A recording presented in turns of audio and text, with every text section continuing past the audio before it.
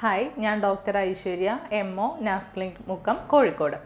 ഇന്ന് നമുക്ക് fungal infections നമ്മുടെ ശരീരത്തിൽ വന്നാൽ എന്തൊക്കെ കാര്യങ്ങൾ ശ്രദ്ധിക്കാമെന്ന് ഈ വീഡിയോയിൽ ഡിസ്കസ് ചെയ്യാം. നമ്മുടെ ശരീരത്തിൽ വളരെ കോമൺ ആയിട്ട് അല്ലെങ്കിൽ ഇപ്പോൾ സ്ഥിര ആൾക്കാരിലും അധികം കണ്ടുവരുന്ന ഒരു സ്കിൻ കണ്ടീഷനാണ് ഈ ഫംഗൽ ഇൻഫെക്ഷൻ എന്ന് പറയുന്നത്. അപ്പോൾ ഫംഗൽ ഇൻഫെക്ഷൻ എന്ന് പറയുമ്പോൾ തന്നെ എല്ലാവർക്കും അറിയാം, നമ്മൾ കോമൺ ആയിട്ട് വരുന്നത് വട്ടച്ചൊറി എന്ന് പറയുന്നതാണ്. അപ്പോൾ ഈ ഒരു വട്ടച്ചൊറി തന്നെ നമ്മുടെ ശരീരത്തിൻ്റെ പല ഭാഗങ്ങളിൽ വരുമ്പോഴും പല രീതിക്കായിരിക്കും പേര് വരിക. നമ്മുടെ കാലുകളിൽ ഭയങ്കര ചൊറിച്ചിൽ അല്ലെങ്കിൽ ക്രാക്ക് അല്ലെങ്കിൽ സ്കെയിലിങ്ങോട് കൂടി വരുന്ന ഫംഗൽ ഇൻഫെക്ഷനാണ് നമ്മൾ ടീനിയ പെഡീസ് അല്ലെങ്കിൽ നമ്മൾ അത്ലറ്റിക് ഫുട്ട് എന്ന് പറയുന്നത്. നമ്മുടെ തൊടയിലെ ഇടുക്കിൽ അല്ലെങ്കിൽ ഗ്രോയിൻസിൽ വരുന്ന ഫംഗൽ ഇൻഫെക്ഷൻസിനെയാണ് നമ്മൾ ടീനിയ ക്രൂറിസ് അല്ലെങ്കിൽ ജോക്ക് ഇച്ച് എന്ന് പറയും. കാരണം അതിൻ്റെ പേര് പോലെ തന്നെ ഭയങ്കര ചൊറിച്ചിലായിരിക്കും അവിടെ. എല്ലാ ഒരു ഫംഗൽ ഇൻഫെക്ഷൻസിൻ്റെ ഒരു കോമൺ ആയിട്ടുള്ള സിംറ്റം ആണ് ഈ ഭയങ്കര ചൊറിച്ചിൽ എന്ന് പറയുന്നത്. അവിടെയും നല്ല രീതിക്ക് ചൊറിച്ചിലും റെഡ്നെസ്സും സ്കെയിലിങ്ങും ഒക്കെ ഉണ്ടാവും. അടുത്തതാണ് നമ്മുടെ ശരീരഭാഗങ്ങളിൽ വരുന്നതിനാണ് ടീനിയ കോർപ്പോറിസ് എന്ന് പറയുന്നത്. അപ്പോൾ നമ്മുടെ ശരീരഭാഗങ്ങളിൽ ഇതുപോലെ വട്ടത്തിൽ നല്ല ചൊറിച്ചിൽ, പിന്നെ അത് ഉണങ്ങിയതിന് ശേഷം സ്കെയിലിംഗ് പോലെയൊക്കെ കണ്ടുവരുന്നുണ്ട്. അടുത്തതായിട്ട് നമ്മുടെ തലയിൽ വരുന്ന റിംഗ് വേം അല്ലെങ്കിൽ സ്കാൽപ്പ് റിംഗ് വേം എന്ന് പറയും. ഇതാണ് ടീനിയ ക്യാപിറ്റാലിസ് എന്ന് പറയുന്നത്.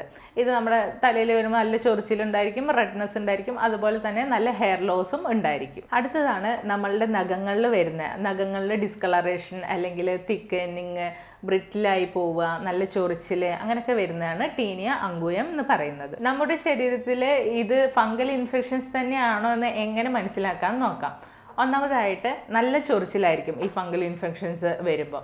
അപ്പോൾ ഭയങ്കര സിവിയറായിട്ടുള്ള ഇച്ചിങ്, ചിലപ്പോൾ ചിലർ ഉറക്കത്തിൽ നിന്ന് തന്നെ എണീറ്റിട്ട് ചൊറിയും, അത്രയ്ക്ക് ചൊറിച്ചിലായിരിക്കും അവർക്ക് ഉണ്ടാവുക. പേര് പോലെ തന്നെ ഒരു വട്ടത്തിലായിരിക്കും ഇതിൻ്റെ ഒരു അപ്പിയറൻസ് ഉണ്ടാവുക. ഇപ്പം നല്ല ചൊറിച്ചിലാന്ന് പറഞ്ഞല്ലോ, അപ്പോൾ ചൊറിഞ്ഞ് ചിലപ്പോൾ അവിടെ നല്ല റെഡ്നെസ് വരും, അതിനുശേഷം ചിലപ്പോൾ ഇൻഫ്ലമേഷൻസും ആവാനുള്ള സാധ്യത ഇതിനുണ്ട്. മറ്റൊരു പ്രത്യേകതയാണ് ഇതിന് സ്കെയിലിംഗ് ഉണ്ടാവും. ചിലർക്ക് ഇതൊരു സ്കെയിലിംഗ് ആയിട്ട് കാണപ്പെടാറുണ്ട്.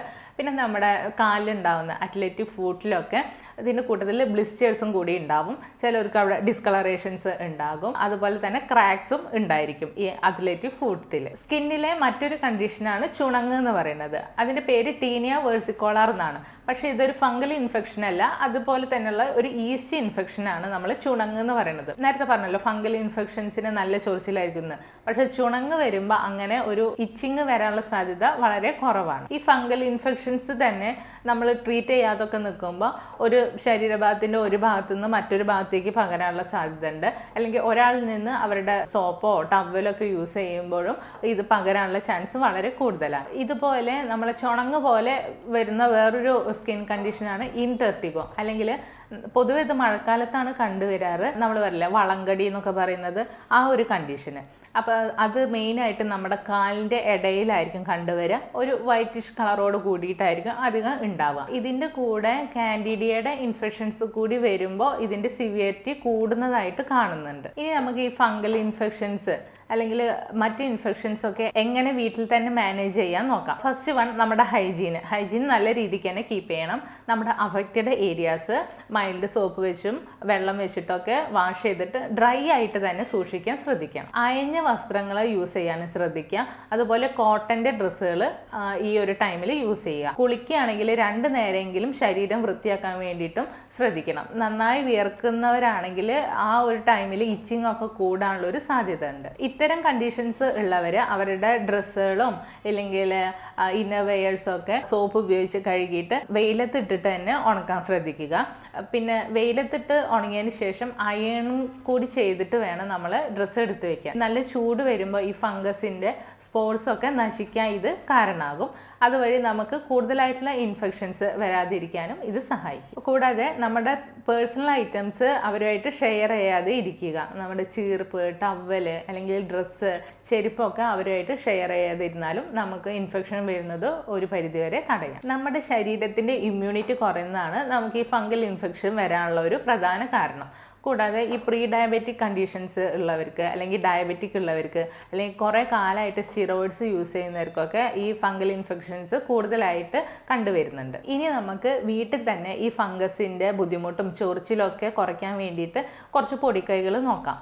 നമ്മൾ കുളിക്കുന്നതിൻ്റെ ലാസ്റ്റ് ഒരു കപ്പ് വെള്ളത്തിൽ 4-5 തുള്ളി ടീ ട്രീ ഓയിൽ ഒഴിച്ചിട്ട് ആ അഫക്റ്റഡ് ഏരിയാസിൽ കഴുകുന്നത് ഈ ചൊറിച്ചിലും ഇറിറ്റേഷൻസും ഒക്കെ കുറയ്ക്കാൻ വേണ്ടിയിട്ട് സഹായിക്കും. കാരണം ഈ ടീ ട്രീ ഓയിൽ ഒരു ആൻറ്റി ഫംഗൽ പ്രോപ്പർട്ടി ഉണ്ട്. അല്ലെങ്കിൽ നിങ്ങൾക്ക് കുളിക്കുന്നതിന് മുന്നേ അഫക്റ്റഡ് ഏരിയാസിൽ കോക്കനട്ട് ഓയിൽ അപ്ലൈ ചെയ്യാവുന്നതാണ്. പിന്നെ പ്രത്യേകം ശ്രദ്ധിക്കുക, കുളിക്കുമ്പോൾ ഈ കോക്കനട്ട് ഓയിൽ നല്ല രീതിക്ക് തന്നെ കഴുകി കളയണം. ഇല്ലെങ്കിൽ അത് ഇൻഫെക്ഷൻ കൂട്ടാനുള്ള ചാൻസ് ഉണ്ട്. മറ്റൊന്ന്, ശുദ്ധമായിട്ടുള്ള ടർമറിക് യൂസ് ചെയ്യാം. നമ്മുടെ മഞ്ഞൾ അരച്ചിട്ട് ഒരു 10 മിനിറ്റ് ഈ അഫക്റ്റഡ് ഏരിയാസിൽ തേച്ചിടാം.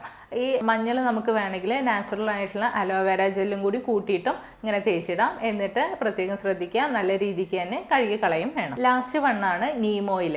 നീം ഓയിൽ ഉപയോഗിച്ചിട്ടും നിങ്ങൾക്ക് ഈ അഫക്റ്റഡ് ഏരിയാസിൽ ഉപയോഗിക്കാവുന്നതാണ്.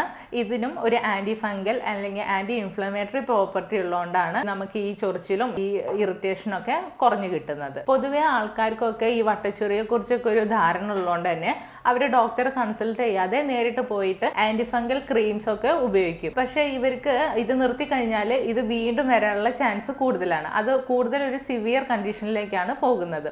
സോ നമ്മൾ ഇതുപോലത്തുള്ള കണ്ടീഷൻസ് വരുമ്പോൾ തീർച്ചയായിട്ടും ഒരു ഡോക്ടറെ കണ്ട് കൺസൾട്ട് ചെയ്യേണ്ടതാണ്. നമ്മുടെ ഹോമിയോപ്പതിയിൽ ഈ ഒരു കണ്ടീഷൻസ് മാറ്റാനും നമ്മുടെ ഇമ്മ്യൂണിറ്റി ബൂസ്റ്റ് ചെയ്യാനും വീണ്ടും ഫംഗൽ ഇൻഫെക്ഷൻസ് തടയുന്നതിനും വേണ്ടിയിട്ടൊക്കെ നല്ല ട്രീറ്റ്മെൻറ്റ്സ് അവൈലബിൾ ആണ്.